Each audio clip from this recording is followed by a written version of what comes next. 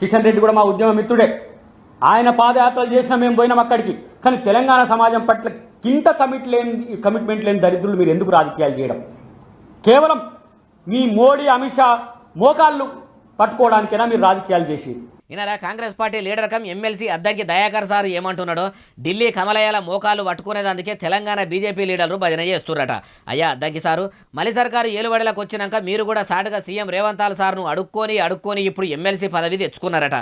మరి మీరు చేస్తున్నది మోకాలు పట్టుకునే రాజకీయమేనా, లేకుంటే మీరు సూటిగా రాజకీయం చేసి తెలంగాణను ఉద్ధరించింది ఏమన్నా ఉన్నదా? మీ షెయి సర్కారు ఏలుబడిలకు వచ్చి ఏడాది అయిపోతున్నా కానీ ఎన్నికల ముంగట చెప్పినట్టు 100 దినాల్లో 6 గ్యారెంటీలు అమలు కాకపాయే. ఇప్పుడు మీరేనా సారు కమలం పువ్వు పార్టీ ముచ్చట మాట్లాడేది?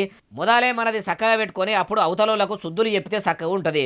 ముందుగా మీ షెయి సర్కారు చెప్పిన హామీలు ఒక్కటి చక్కగా అమలు చేస్తలేదు. ఇప్పుడు మీరు సెంట్రల్ సర్కారు ముచ్చట మాట్లాడితే దొంగనే దొంగ గురించి దొంగ దొంగ అని ఒర్రుకుంటా చెప్పినట్టున్నది అంటుర్రు ఈ ముచ్చటిన్నోళ్ళు.